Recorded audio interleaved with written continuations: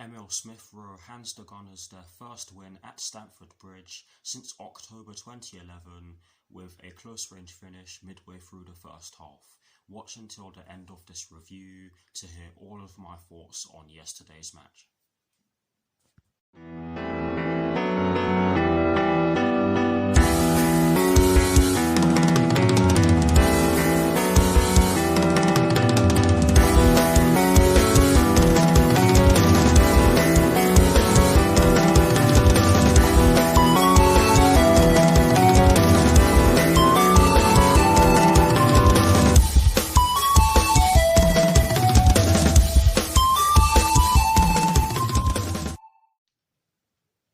Hello people, welcome to my channel, welcome to another video. This is my review of the match that took place yesterday evening at Stamford Bridge in the Premier League between Chelsea and Arsenal, which Arsenal ended up winning by 1-0. So what I'm going to do for you guys in terms of this review is that firstly, I'll be giving you guys the lineup that Thomas Tuchel fielded at the start of yesterday's match against Arsenal. I'll then be giving you guys my thoughts on the match itself. And as always, I'll be giving you guys the positives and the negatives that I took from the match. And lastly, I'll be giving you guys my thoughts on the FA Cup final that will be taking place this Saturday at Wembley Stadium between Chelsea and Leicester City, with kickoff at 5:15 PM UK time. So without further ado, let's get straight into this review. So kicking things off with the lineup that Thomas Tuchel fielded at the start of yesterday's match, and as always, starting off with the formation he chose. It was a 3-4-3/3-4-2-1, as pretty much all of us expected. And in terms of the personnel he chose to field at the start of yesterday's match against Arsenal, he went with Kepa in goal. He went with a back three of Cesar Azpilicueta, Thiago Silva and Kurt Zouma. He went with a midfield four, including the two wing backs from right to left of Reece James, Billy Gilmore, Jorginho and Ben Chilwell, and he went with a front three from right to left of Christian Pulisic, Kai Havertz and Mason Mount. So that is the lineup that Thomas Tuchel chose to field at the start of yesterday's match against Arsenal.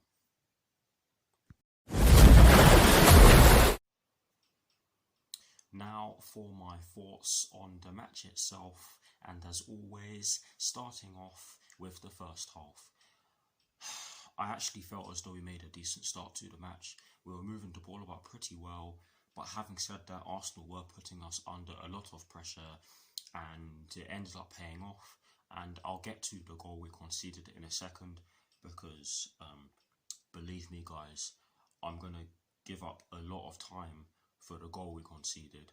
But yes, we did have a glorious chance to open the scoring 5 minutes before we conceded, and it came through Kai Havertz, and he created the chance for himself by taking the ball off of one of the centre-backs for Arsenal. He got the ball, ran with it, ran towards goal with it, shall I say, and he only had to tuck it, he only had to place it on either side of Bernd Leno, and that would have been 1-0 to Chelsea. But what does Kai Havertz decide to do? He decides to try and drill it, and it goes horribly over the bar. And in my opinion, he should have done a lot better with that. He should have scored, in my opinion. It's as simple as that. I don't care if it's not his best position, playing as a false nine. He should have done a lot better with that chance, because that was easily the best chance Chelsea had throughout the entire game, in my opinion.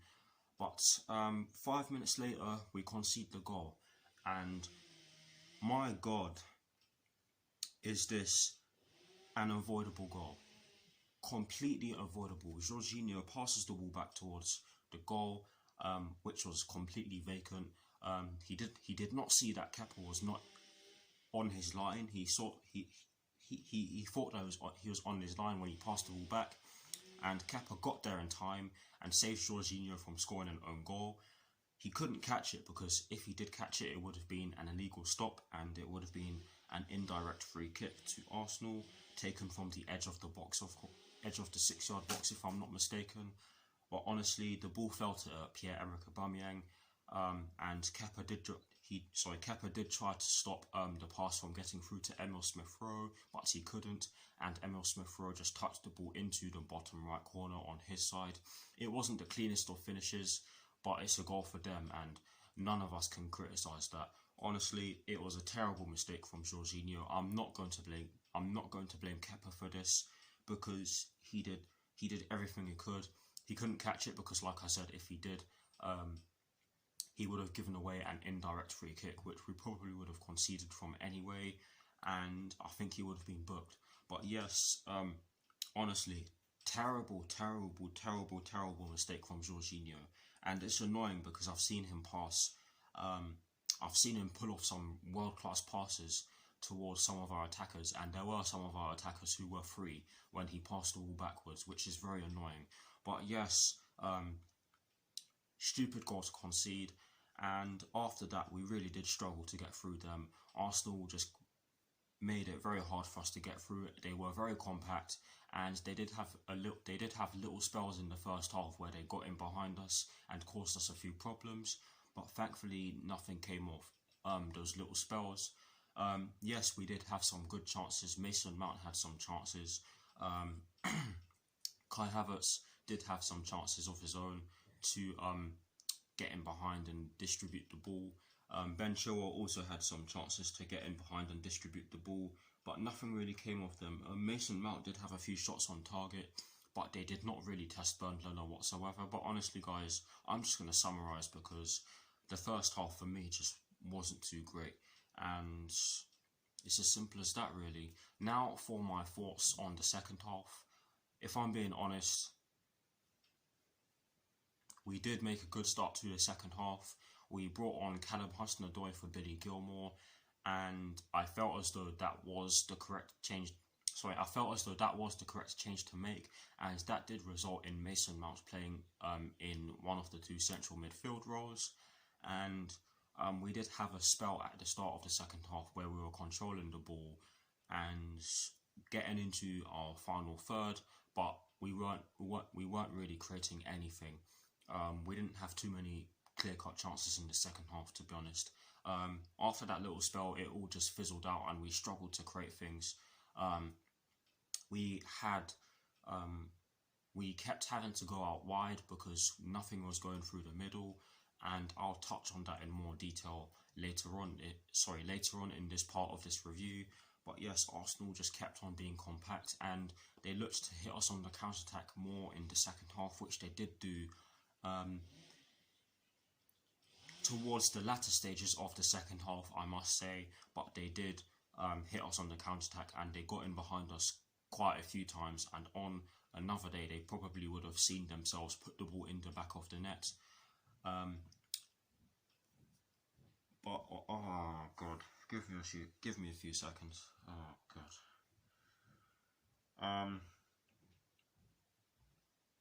Sorry about this. We had chances to put the ball into the box, and we did so.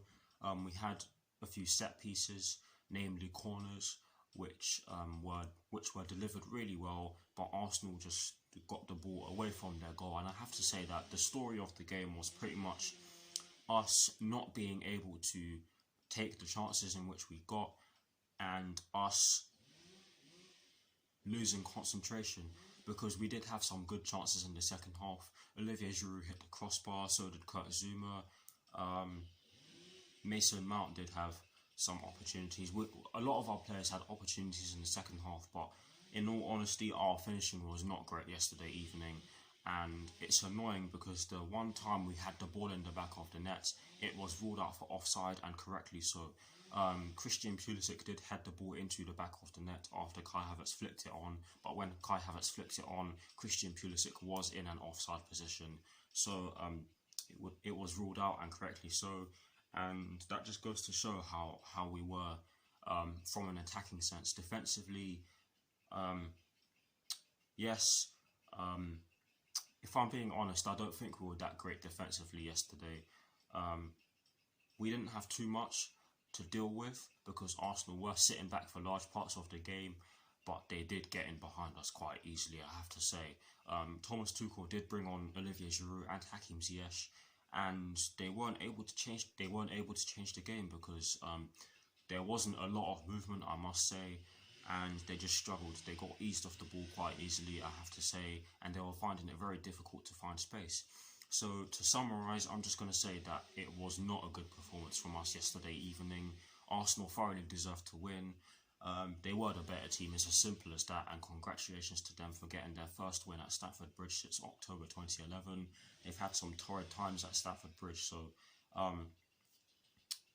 it's good for them, and all records come to an end. But what annoys me the most is when it's a stupid mistake that ends up getting them the win, and when we make a stupid mistake and end up chasing the game as a result, as opposed to trying and then just not being able to take your chances and the other team does. It's annoying, but in terms of the positives and the negatives that I took from yesterday's match, unsurprisingly, I took no positives from yesterday's match, because for me that performance was below average. I don't know about you guys. Maybe you guys. I don't know about you guys. Maybe you guys have a differing opinion. I'd very much love to hear them.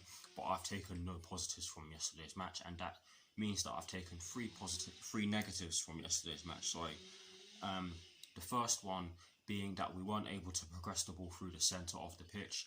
And in my preview, I did say in my lineup that I did say Jorginho and Billy Gilmour to start, but when I said that, I was expecting one of them to be driving with the ball and the other one sitting, but they were both sitting, and it made it very difficult for us to progress the ball, especially in the first half, because that was when they were both on the pitch at the same time. But yes, we were not able to progress the ball through the centre of the pitch. The second negative is an obvious one. Our finishing yesterday was diabolical. It's as simple as that. It was terrible. Especially that Kai Havertz chance. I don't know what he was doing. I don't know what he was thinking, trying to blaze it into the back of the net when all he had to do was just caress it, or possibly go around Bernd Leno, because he had time to do so. But yes, our finishing yesterday was terrible. And the third and final negative that I took from yesterday's match is the fact that we lacked concentration, and the goal we conceded is a prime example of that. I don't know what Jorginho was thinking when he did that. I mean, he's a midfielder. Midfielders are meant to look over their shoulder before they pass the ball, and I've played in central midfield before, so I know this. But honestly, terrible mistake, and hopefully we rectify this before the FA Cup final. But yes, that is it for my thoughts on yesterday's 1-0 loss against Arsenal. Please guys, do drop your thoughts in the comment section below, and as always, I'll do my very best to respond. Now, to conclude this review, I am going to give you guys my thoughts on the upcoming FA Cup final, which will be taking place this Saturday at Wembley Stadium between Chelsea and Leicester City, with kickoff at 5:15 PM UK time.